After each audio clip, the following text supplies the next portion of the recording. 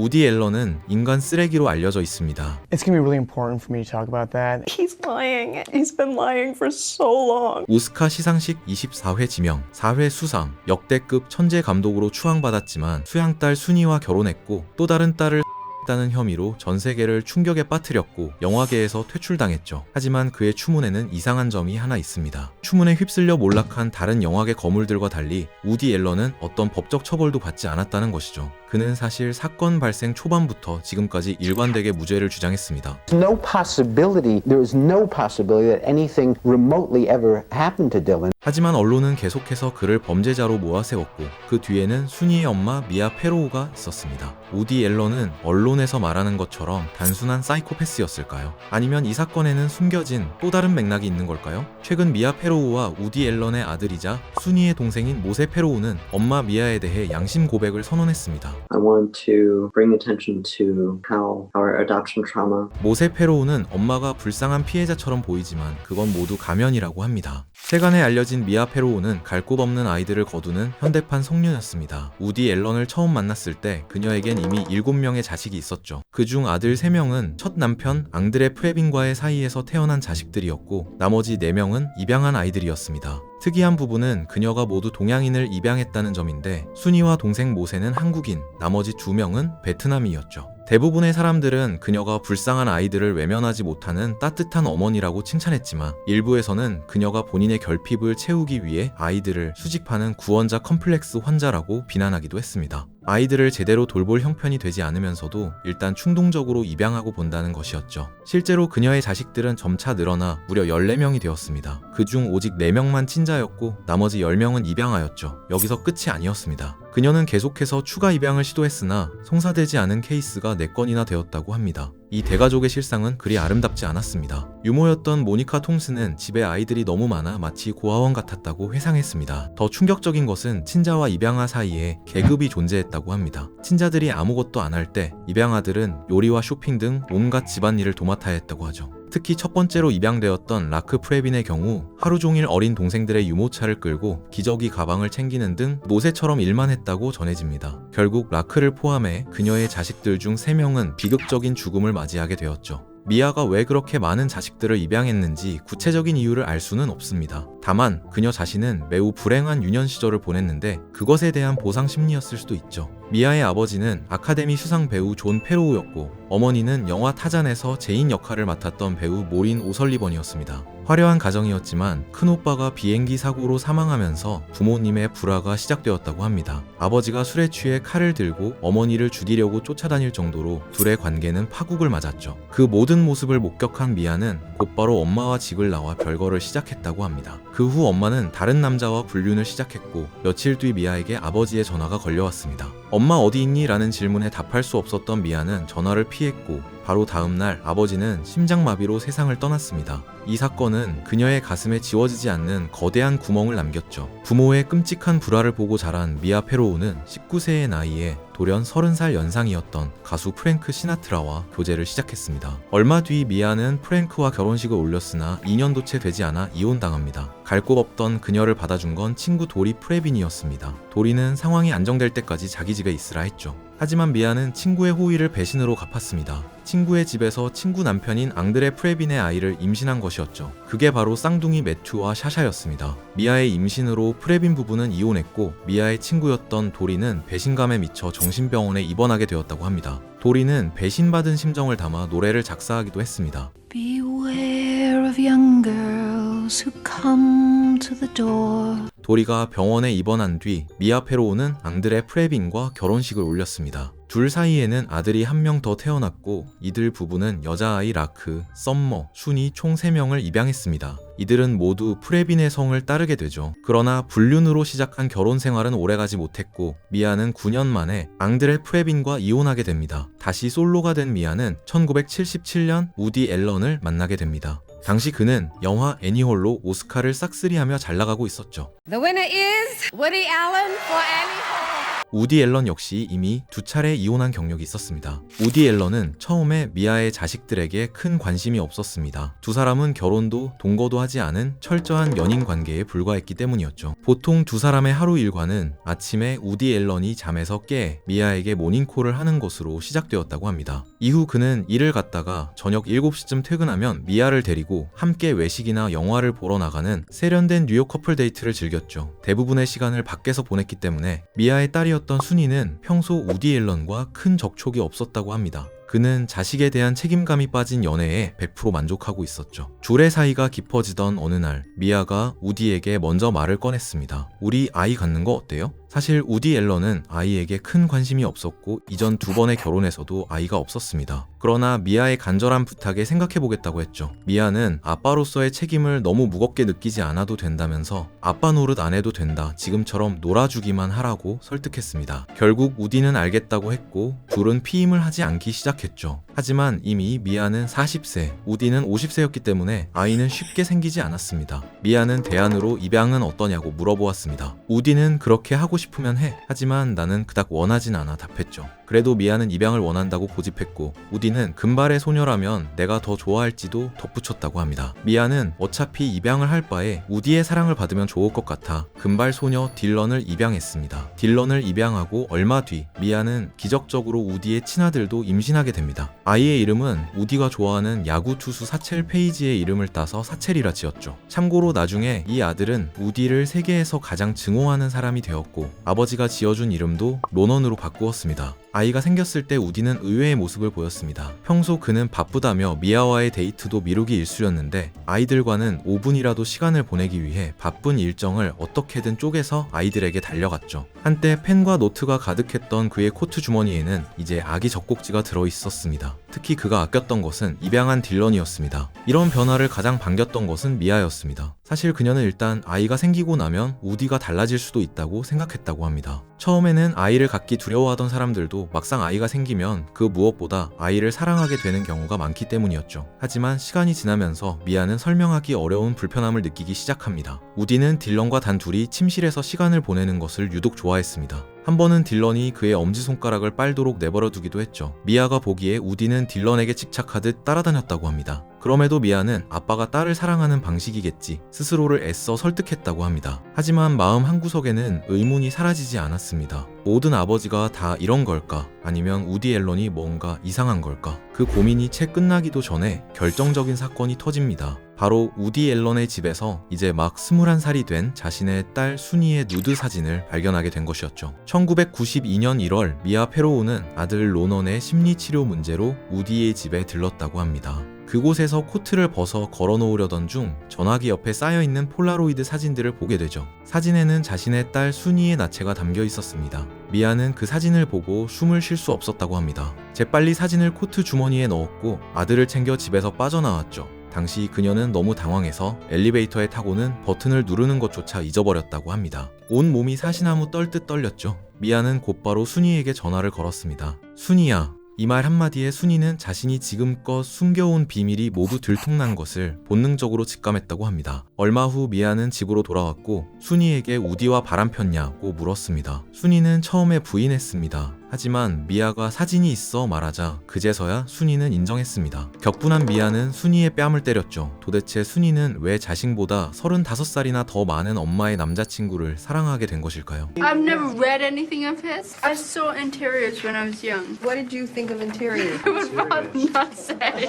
1970년 10월 8일 서울에서 태어난 순이의 원래 이름은 오순이였습니다. 그녀의 집은 찢어지게 가난했는데 어느 날 순이는 더 이상 이런 삶은 살 수 없다. 분명 더 나은 세상이 있을 것이라 생각해 1975년 5살의 어린 나이에 가출을 했죠. 5살 아이가 하기엔 지나치게 조숙한 결정처럼 보이지만 순이는 자신이 태어났을 때부터 어른스러웠다고 합니다. 집을 나온 순이는 서울의 길거리를 떠돌며 쓰레기통을 뒤져 먹을 것을 찾았습니다. 한 번은 배가 너무 고파 비누를 주워 먹었는데 그 끔찍한 맛은 부유해진 지금까지도 잊히지 않는다고 하죠. 굶주림에 지쳐 멍하니 빵집을 바라보고 있던 순이에게 한 여자가 다가와 말을 걸었습니다. 아가야 혹시 배고프니? 그녀는 빵을 사주고 길을 잃었느냐고 물었습니다. 순이가 아무 대답도 하지 않자 그 여자는 순이를 경찰서로 데려갔고 거기서 순이는 고아원으로 보내졌습니다. 순이는 처음 고아원 생활에는 비교적 잘 적응했다고 합니다. 하지만 어른들은 알 수 없는 이유로 그녀를 수녀들이 운영하는 다른 고아원으로 보내버렸죠. 이곳의 수녀들은 친절했지만 원장은 매우 엄격했습니다. 한 아이가 침대에 오줌을 싸면 모든 아이들이 단체로 벌을 받았었죠. 다행히 얼마 뒤 순이를 고아원에서 데려갈 사람이 나타납니다.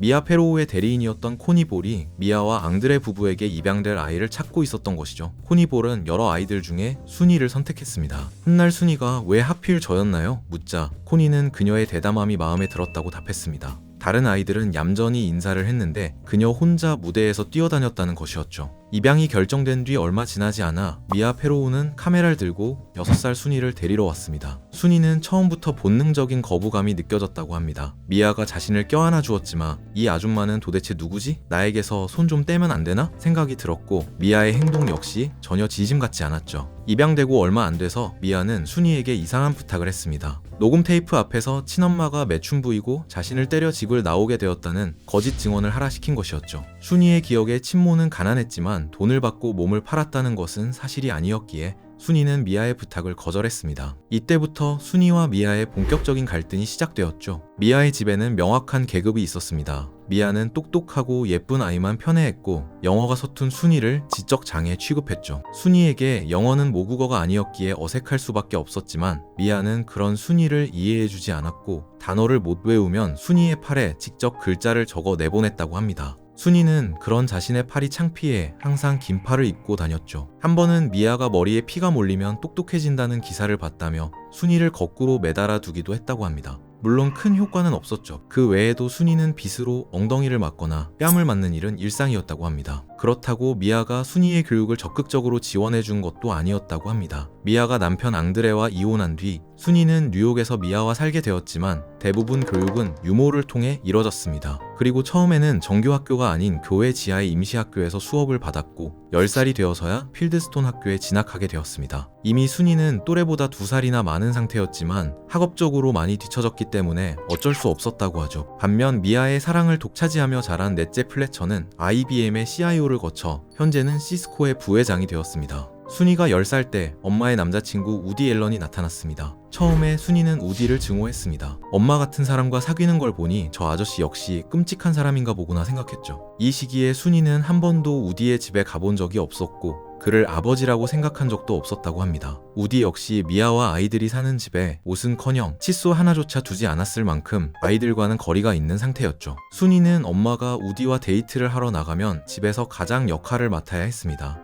처음에는 보모를 따로 고용하기도 했지만 미아는 점차 아이들을 12살 순이에게 맡겨두고 집을 나가기 시작했죠. 그러면 순이는 자기보다 어린 썸머, 플래처, 모세를 돌봐야 했습니다. 그때부터 순이는 라크와 함께 집안일을 전담하게 됩니다. 둘은 필요한 물품을 적어서 장을 보고 라크는 요리를, 순이는 설거지를 도맡았죠. 이외에도 화장실 청소, 빗자루질 등은 모두 라크와 순이의 몫이었다고 합니다. 순이의 오랜 친구 알렉시스는 어린 나이부터 순이가 지나치게 독립적이라 깜짝 놀랐다고 합니다. 미아는 엄마 역할을 거의 하지 않는 듯 보였고 오히려 알렉시스의 엄마가 순이의 보호자에 더 가까웠다고 하죠. 예를 들어 순이를 데리고 대학교 투어를 다닌 것도 미아가 아니라 알렉시스의 엄마였다고 합니다. 미아의 동생 모세 페로우 역시 훗날 어머니에게 학대를 당했다고 증언했습니다. 줄자를 제대로 두지 않았다는 이유로 뺨을 맞았고 새 청바지에 멋을 내려고 구멍을 냈다는 이유로 다른 아이들이 저녁을 먹는 동안 방 한쪽 구석에 알몸으로 서 있어야 했다고 주장했죠. 그러나 모든 자녀들의 증언이 똑같았던 것은 아니었습니다. 수양딸이었던 데이지는 엄마가 모두에게 똑같은 사랑을 베풀었다고 주장했고 딜런 역시 엄마가 자신의 버팀목이었다고 이야기했죠. 순이가 처음 우디에게 마음을 열게 된 건 고등학교 11학년 때의 일이었습니다. 축구 경기 중 발목을 심하게 삔 순이는 엄마에게 도움을 청할 수 없어 홀로 절뚝거리며 귀가했습니다. 그날 우연히 집에 있던 우디 앨런은 부어오른 발목을 보며 병원에 가야 한다고 걱정해 주었죠. 순이는 우디의 조언에 따라 병원에 가서 깁스를 했고 그날 이후 우디는 그녀를 학교로 데려다 주었다고 합니다. 이날 이후 순이는 우디에게 마음을 열었죠. 1991년 9월 순이가 대학에 입학했을 무렵 미아와 우디의 관계는 이미 시들해진 상태였고 자식들 때문에 가끔 얼굴을 보는 정도였다고 합니다.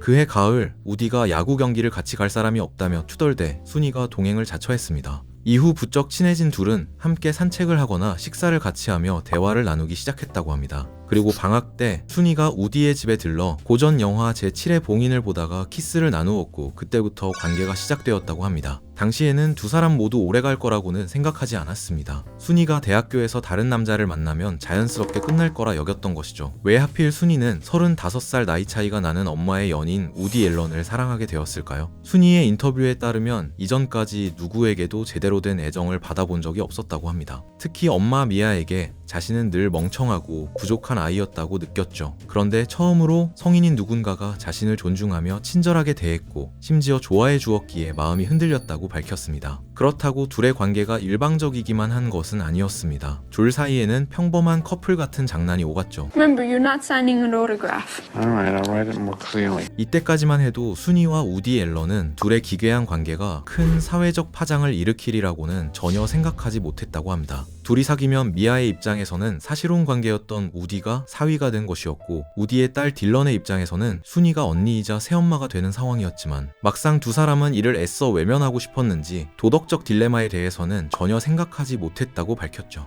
하지만 이들의 다소 순진한 생각은 곧 산산조각이 나게 됩니다. 사진을 발견하고 분노에 휩싸인 미아 페로우가 우디의 인생을 짓밟아버리겠다고 다짐했기 때문이었죠. 당시 미아는 우디 앨런의 영화에 출연 중이었기 때문에 그와의 관계를 즉각적으로 끊어내기는 어려운 상황이었다고 합니다. 낮에는 아무 일도 없는 것처럼 촬영장에 나가 감독 우디 앨런의 지시에 따라 연기를 해야 했지만 무언가 톡 하고 그녀의 신경을 건드리면 그동안 눌러왔던 분노가 터져나오곤 했죠. 그러던 어느 날 미아는 자녀들을 모두 불러 모은 뒤 우디 앨런과 순이가 교제 중이라는 사실을 폭로했습니다. 그리고 그 자리에서 순이에게 우디 앨런을 선택하든 가족을 선택하든 둘 중 하나만 골라 최후 통첩을 내렸죠. 미아는 가족을 고르는 게 좋을 거야 조언했지만 순이는 우디 앨런을 선택했습니다. 더 이상 미아의 집에 머물 수 없게 된 순이는 집을 나와 친구 알렉시스 집에서 지내기 시작했죠. 시간이 흘러 2월, 순이는 여전히 우디와 관계를 이어갔고 미아의 분노는 점점 커져갔습니다. 발렌타인데이에 미아는 우디에게 편지 한 통을 보냈습니다. 사진 속 가족들의 심장에는 바늘이, 미아에겐 순이의 누드 사진이 붙은 칼이 꽂혀 있었죠. 우디와 순이가 가족들의 가슴에 지울 수 없는 상처를 남긴 것이라는 뜻이었습니다. 그리고 운명의 1992년 8월 4일, 미아는 갑작스럽게 우디 앨런이 자신의 수양딸 딜런을 성적으로 학대했다고 주장했습니다. 그녀는 동영상 하나를 공개했는데 딸 딜런이 아빠 우디 앨런에 대해 실토하는 영상이 담겨 있었죠.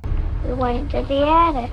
이날 미아가 친구들과 쇼핑을 나간 사이 우디는 아이들을 보기 위해 미아의 집에 방문했습니다. 이미 우디에 대한 불신이 깊었던 미아는 베이비시터들에게 아이들을 주의 깊게 살펴보라고 당부했고 당시 집에서 가장 큰 아들이었던 모세에게도 동생들을 잘 지켜보라고 말한 뒤 외출했죠. 얼마 후 베이비시터로부터 전화 한 통이 걸려왔다고 합니다. 우디랑 딜런이 보이지 않아요. 없어진 지 20분 정도 된 것 같아요. 딜런은 아버지와 함께 다락방에 들어갔고 자신이 기차 인형을 가지고 노는 동안 아버지가 부적절한 신체 접촉을 했다고 주장했습니다. 미아는 곧바로 딸의 말을 녹화했고 이 영상을 언론에 뿌렸습니다. 다만 방송사에서는 너무 민감한 사안이라는 이유로 방영하지 않았죠. 미아는 즉시 경찰에 우디를 신고하는 대신 변호사를 통해 우디에게 약 100억 원의 합의금을 요구했습니다. 우디는 터무니없는 돈을 달라고 한다고 주장했지만 미아는 아이들의 미래를 위한 정당한 양육비와 치료비일 뿐이라 반박했죠. 이 비용은 두 사람의 자식으로 되어 있는 모세, 딜런, 로넌이 모두 21세가 될 때까지 월 생활비 약 2,300만 원, 아이들 대학 등록금으로 총 10억 원, 순이와의 교제로 인한 아이들의 정신과 치료비,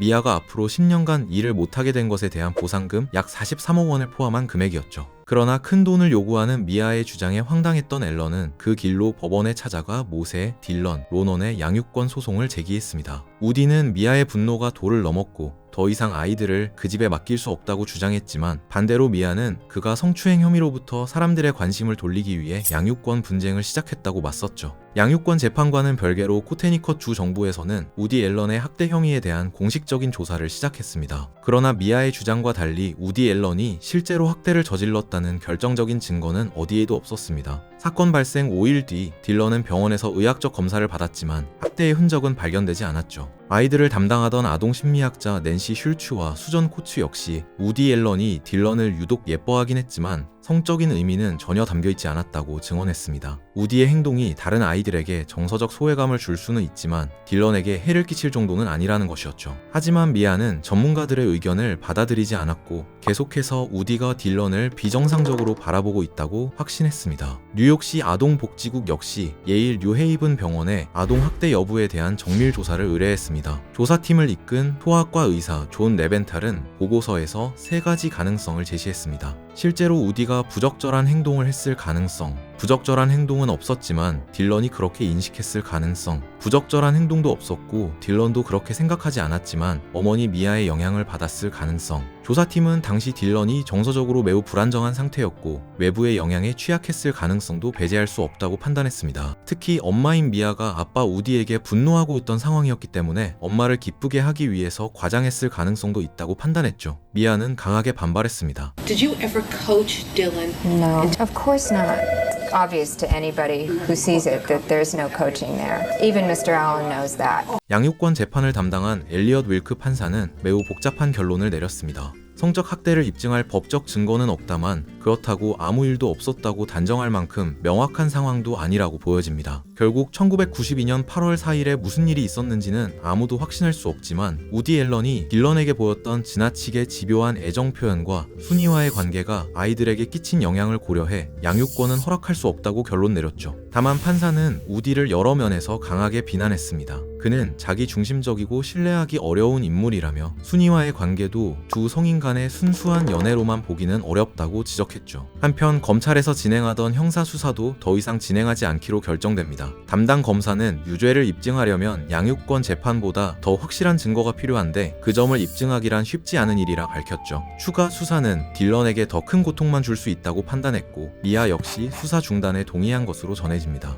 대중의 시선은 엇갈렸습니다. 딸의 언니와 사귀는 사람이 딸에게도 무슨 짓을 못하겠냐는 비난과 무죄 추정의 원칙 모르냐며 특히 아동범죄는 반복되기 마련인데 우디 앨런은 평생 기소된 게 이 사건 하나뿐이다라는 옹호가 맞붙었죠. 우디 앨런 역시 마지막까지 자신의 결백을 주장했습니다. Isn't it illogical that at the height of very bitter, acrimonious custody fight, drive up to Connecticut, nobody likes me in the house, I'm with a house full of enemies, suddenly on visitation pick this moment in my life to become a child molester. It's just incredible. 14개월간의 조사 끝에 뉴욕주 사회복지조사관은 학대 증거를 찾지 못했다는 결론을 내렸습니다. 1994년 1월 우디는 미아의 손을 들어준 양육권 판결에 항소했지만 판사들은 이번에도 비슷한 판결을 내렸습니다. 학대가 있었다고 보기에는 증거가 충분하지 않지만 그의 양육 태도와 순이와의 관계가 아이들에게 미친 영향을 고려해 양육권은 허락되지 않았죠. 모든 소송이 마무리되고 3년이라는 시간이 흐른 뒤 1997년 12월 23일 우디와 순이는 베니스의 시청에서 결혼식을 올렸습니다. 이 결혼은 사랑보다는 세상과 싸우겠다는 선언에 가까웠다고 합니다. 또 하나의 이유는 유산이었습니다. 우디 앨런은 평생 50편이 넘는 영화를 만들었고 아카데미상 4개를 포함해 총 17차례의 주요 영화상을 수상했습니다. 그의 재산은 2천억 원 이상일 것으로 추정되죠. 문제는 나이였습니다. 그는 이미 고령이었고 언제든 순위를 남겨두고 혼자 세상을 떠날 수도 있는 상황이었죠. 우디 앨런은 자신의 재산이 법적 문제 없이 순이에게 온전히 넘어가길 바랐고 그 선택의 결과가 바로 결혼이었던 것이었습니다. 순이는 엄마 미아 페로우의 주장, 즉 우디가 자신의 동생을 추행했다는 말을 단 1초도 믿지 않았다고 합니다. 두 사람은 결혼 후 세상을 다시 한번 경악하게 할 결정을 내렸습니다. 아이를 입양하기로 한 것이죠. 성추행 논란의 중심에 있던 인물이 아이를 입양하겠다고 하니 당연히 입양기관은 비상이 걸렸습니다. 강도 높은 조사가 또 한 번 이뤄졌죠. 놀랍게도 입양기관에서는 특별한 문제가 없다는 최종 결론을 내렸고 부부는 딸 베쳇과 맨지를 입양하게 됩니다. 그럼에도 논란은 잠잠해지지 않았습니다. 특히 사건의 당사자였던 딜런이 TV에 나와 자신의 기억을 털어놓으며 또 한 번 우디 앨런은 몰매를 맞았죠. He's lying, and he's been lying for so long. Outside of a court of law, we do know what happened in the attic on that day. I just told you. 동생 로너는 처음에 누나를 말렸다고 합니다. I tried to talk her out of it vigorously. Stay quiet. You've already lived through this trauma. 책 출간을 앞두고 가족의 추문이 다시 불거져 자신의 명성이 흔들릴까 두려웠기 때문이죠. 하지만 목소리를 내는 누나의 용기를 본 로너는 생각이 바뀌었다고 합니다. 로너는 변호사 시험에 합격한 뒤 오바마 정부에서 일하다가 이후 기자로 전향했는데 2016년 그 역시 공개적으로 아버지 우디 앨런을 정면으로 비판했습니다. 우디 앨런 나의 아버지 그리고 외면된 질문들이 초래한 위험 제목의 기사에서 로너는 우디 앨런이 자신의 논란을 덮기 위해 막대한 비용을 들여 홍보팀을 운용해왔다고 지적합니다. 자신도 언론인의 길을 걷게 되면서 과거 우디 앨런이 얼마나 조직적으로 어머니 미아 페로우와 누나 딜런을 악마화했는지 알게 되었다고 지적했죠. 로너는 과거 학대 수사가 중단된 것 역시 우디의 무죄를 뜻하는 게 아니라고 주장했습니다. 1993년 당시 7살이었던 딜런은 반복되는 조사 과정에서 이미 심각한 2차 피해와 트라우마를 겪고 있었고 수사가 진행될수록 더 고통받을 것을 알았기에 더 이상 수사를 하지 않고 중단한 것이라 했죠. 자식들의 폭로가 이어지자 잠잠했던 할리우드가 다시 들끓기 시작했습니다. 그동안 미드나잇 인 파리, 블루 제스민 같은 걸작을 내놓으며 건재함을 과시했던 우디 앨런이었지만 이번엔 달랐습니다.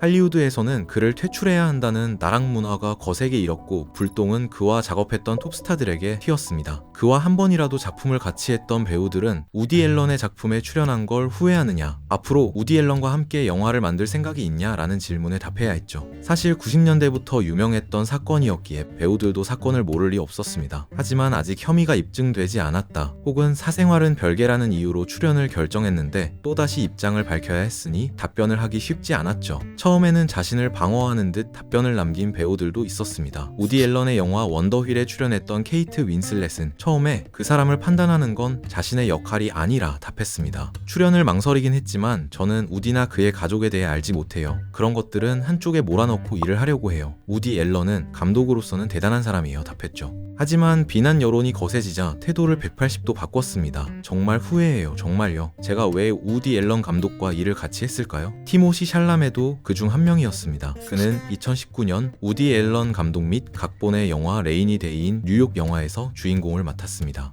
New York on a misty day. Can't tell why it means something to me, but it means everything. My one carriage ride and the weather's gloomy. 처음에 티모시 샬라메는 모호한 입장을 취했습니다. It's going to be really important for me to talk about that. When that film comes out, if it comes out, it's going to be really important to talk about, but that's not the time right now. 이후 티모시는 친구 그레타 거윅에게 조언을 구했다고 합니다. 지금은 바비 감독으로 유명한 그녀 역시 커리어 초기 우디 앨런의 영화 로마 위드 러브에 출연한 전적이 있었죠. 기자들이 그녀에게 입장을 묻자 처음에는 애매모호한 답변을 내렸습니다. How do you feel about your decision to work with him? I've thought deeply about and I care deeply about. Had an opportunity to have an in-depth discussion where I come down on one side or the other. 그러나 이틀간의 침묵 끝에 그레타 거윅은 지금 알았던 걸 그때 알았더라면 절대 출연하지 않았을 것이라며 우디에게 등을 돌렸습니다. 티모시 역시 결국 출연료 전액을 자선단체에 기부하며 고개를 숙였습니다. 하지만 이런 배우들의 행보를 보는 시선이 곱지만은 않았습니다. 일부 네티즌들은 이들의 모순을 지적했습니다. 작품을 찍고 홍보할 때는 거장과 함께해서 영광이라며 온갖 찬사를 보냈으면서 여론이 나빠지자 이제야 몰랐던 척 비난하는 모습이 너무나 기회주의적이라는 비판이었죠. 여기에 우디 앨런 역시 입을 열었습니다. 그는 자서전에서 티모시 샬라메를 콕 집어 저격했습니다. 티모시 샬라메가 기부와 공개 사과를 한 진짜 이유는 콜 미 바이 유어 네임으로 오스카상 후보에 올랐기 때문이라는 거였죠. 이후 티모시는 우디 앨런 감독의 여동생에게 상 때문에 어쩔 수 없이 사과한 것이라 말했다고 합니다. 모두가 눈치를 보며 등을 돌릴 때 딱 한 사람만이 소신을 굽히지 않았습니다. 2005년 매치 포인트, 2006년 스쿡, 2008년 내 남자의 아내도 조화로 우디 앨런과 합을 맞춘 스칼렛 요한슨이었죠. 그녀는 공개적으로 저는 우디를 좋아해요. 저는 그를 믿고 앞으로도 함께 일할 거예요. 밝혔습니다. 스칼렛 요한슨은 이 발언으로 대중들의 엄청난 욕을 먹었습니다. 멍청하고 상황 파악도 못하고 거기다 사악해. 최악의 조합이지. 얘는 원래부터 형편없는 의견을 가졌었고 그걸 숨긴 적도 없었어. 다만 많은 마블 팬들이 눈 감아준 것뿐이지. 그녀를 비난하는 의견이 줄을 이뤘죠. 그러나 2018년 5월 23일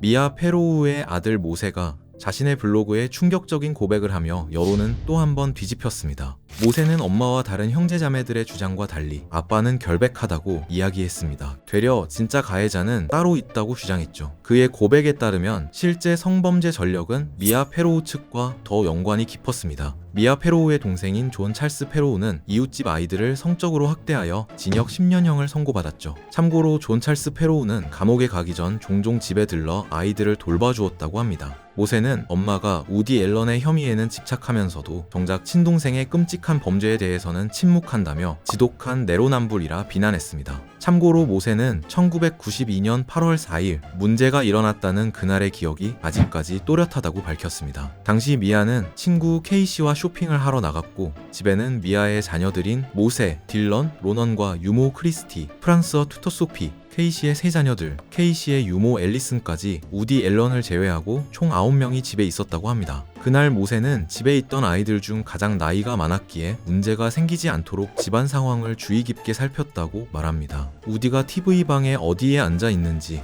딜런과 세첼은 어디에 있었는지까지 선명하게 기억한다고 했죠. 물론 사람들이 중간중간 자리를 옮겼지만 그때마다 모세는 누가 어디로 움직였는지 유심히 지켜봤기에 기억이 정확하다고 했습니다. 모세의 기억에 따르면 우디는 가끔 전화를 하러 방을 비우긴 했지만 딜런과 단둘이 있었던 적은 없었다고 합니다. 이날 케이시 자녀들의 유모였던 앨리스는 TV방에서 우디가 딜런의 무릎을 베고 있는 걸 봤다고 증언했습니다. 하지만 모세는 이 증언이 이해되지 않는다고 합니다. 만약 진짜 부적절한 장면을 목격했다면 그 자리에서 우디에게 직접 말하거나 혹은 다른 어른에게 즉시 알렸어야지 아무 말도 없다가 사건이 불거진 뒤에야 이야기를 꺼낸 점이 납득되지 않는다고 주장했죠. 모세는 딜런의 증언 역시 의심스럽다고 했습니다. 딜런은 다락방에서 아빠가 자신을 괴롭힌 동안 기차 인형을 보고 있었다고 말했지만 모세의 기억에 따르면 그 다락방에는 기차 장난감 자체가 없었다고 합니다. 애초에 다락방은 더럽고 비좁은 창고 같은 장소였고 기차가 움직일 공간도 없었다는 겁니다. 얼마 뒤 엄마가 지구로 돌아왔을 때도 유모들은 누구도 문제를 제기하지 않았고 모세가 보기에 딜런의 행동 역시 특별히 이상해 보이지 않았다고 합니다. 그날 저녁 미아와 우디는 함께 식사를 하고 귀가했습니다. 하지만 시간이 지난 뒤 미아는 갑자기 우디가 딸을 성적으로 학대했다며 고소를 제기한 것입니다. 이 과정에서 6년간 페로우 가족과 함께했던 유모 모니카가 일을 그만두었습니다. 미아가 자신에게 유리한 상황을 만들기 위해 딸 딜런을 압박하는 것을 더 이상 지켜볼 수 없었던 것이죠. 모니카는 이후 법정에서도 비슷한 증언을 내놓았습니다. 사건 당일 직후 미아는 딸 딜런의 진술을 녹음했는데 그 과정이 총 2일에서 4일 정도가 걸렸다고 합니다. 미아는 딜런이 흥미를 보이지 않아도 계속해서 아빠가 뭘 했어? 그 다음에는 뭘 했어? 유도했다고 하죠. 이후 미아는 아이들에게 계속해서 가족으로 뭉쳐야 된다, 우디는 악마다를 강조했다고 합니다. 당시 모세 역시 그 분위기에 휩쓸려 아빠를 비난했죠. 모세의 이야기가 사실이라면 왜 다른 형제 자매들을 가만히 있는데 모세만 나서서 사실을 고백한 것일까요? 모세는 앞서 순이가 언급했던 가족 내 서열 구조에 대해 이야기했습니다. 그에 따르면 미아의 친자녀이거나 백인 입양아들은 비교적 안정적으로 자랐지만 자신처럼 동양인이나 흑인 입양아들은 엄마에게 차별을 받았고 결국 삶의 궤적도 좋지 않았다고 했죠. 예를 들어 라크와 데이지는 우디와 순이가 사귀기도 전 절도죄로 신문을 장식한 바 있습니다. 두 사람은 지폭스 백화점에서 브라와 가털벨트, 팬티를 훔치다가 걸렸고 경범죄로 기소되었죠. 이후에도 두 사람의 삶은 순탄하지 않았습니다. 언니 라크는 약물에 중독되었고 다니던 대학교를 중퇴한 뒤 실직한 건설 노동자 크리스토퍼 맥킨지와 결혼했습니다. 이후 그녀는 청소부로 살았죠. 동생 데이지 역시 마찬가지였습니다. 그녀는 잦은 무단결석과 방황 끝에 언니의 남편 형제의 아이를 임신했고 뒤늦게 결혼식을 올렸습니다. 다른 입양아들 역시 행복한 삶을 살았다고 보긴 어렵습니다. 모세에 따르면 탐은 우울증에 시달렸으나 엄마 미아는 크게 신경 쓰지 않았다고 합니다. 얼마 후 탐은 엄마와 크게 싸우더니 약물 과다로 사망했죠. 또 다른 형제 타데우스 역시 미아의 집에서 불과 10분 거리에서 사망한 채 발견되었다고 합니다. 모세는 글을 마무리하며 이렇게 밝혔습니다. 어머니와 나, 우리 둘 다 진실을 알고 있습니다. 이제 이 복수극을 끝낼 때입니다.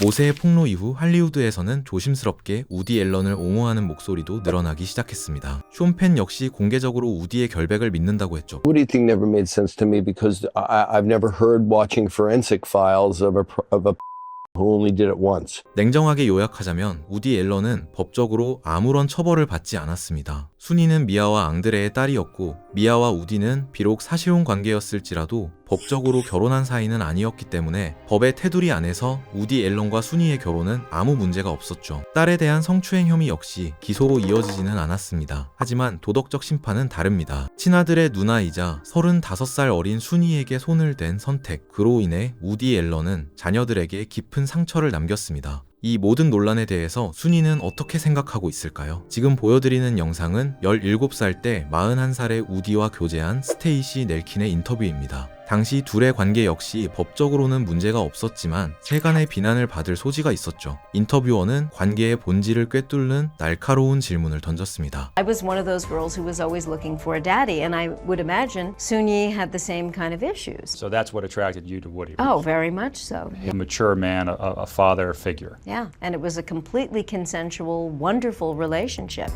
아빠 같은 사람이 좋았다던 스테이시는 순이 역시 그랬을 것이라 추측했습니다. 이건 순이의 사랑에 대해 많은 것을 설명해 주는데요. 책 결핍은 우리를 어떻게 변화시키는가에 따르면 극심한 굶주림을 겪은 사람은 음식이 풍족해진 뒤에도 음식에 대한 집착에서 벗어나지 못한다고 합니다. 영화를 볼 때도 요리 장면만 보이고 친구를 만날 때도 가장 맛있는 식당에 집착하며 심지어 식당 주인이 되길 꿈꾸는 등 인생의 모든 중심을 음식에 두게 된다고 하죠. 순이에게는 그 결핍이 부모의 사랑이었던 것 같습니다. 순이는 가족을 망가뜨렸다는 죄책감을 인정하면서도 이렇게 고백했습니다. 변명거리가 될 수 없다는 거 알아요. 하지만 엄마 미아는 한 번도 따뜻했던 적이 없었어요. 그런데 누군가가 처음으로 나를 소중하게 대해줬어요. 그래서 당연히 기뻤고 그쪽으로 달려간 것 뿐이에요. 5살 때 쓰레기통을 뒤지던 서울의 굶주린 아이는 자신을 바보라 부르지 않는 유일한 성인인 우디 앨런에게 자신의 모든 세계를 걸어버린 것입니다. 하지만 그 선택은 엄마 미아를 파괴시켰고 형제 자매들에게 평생의 상처를 남겼으며 전 세계적인 논란으로 이어졌습니다. 과연 그녀는 지금 행복할까요? 그 답은 오직 순이 본인만이 알고 있을 것입니다. What's that? That's a frog. A frog?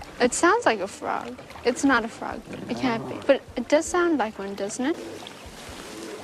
지금까지 책트포켄이었습니다. 오늘 함께 읽은 책 결핍은 우리를 어떻게 변화시키는가. 저자 샌딜 멀레이 너선, 엘다 샤퍼. I know that I'm well away from being a perfect guy.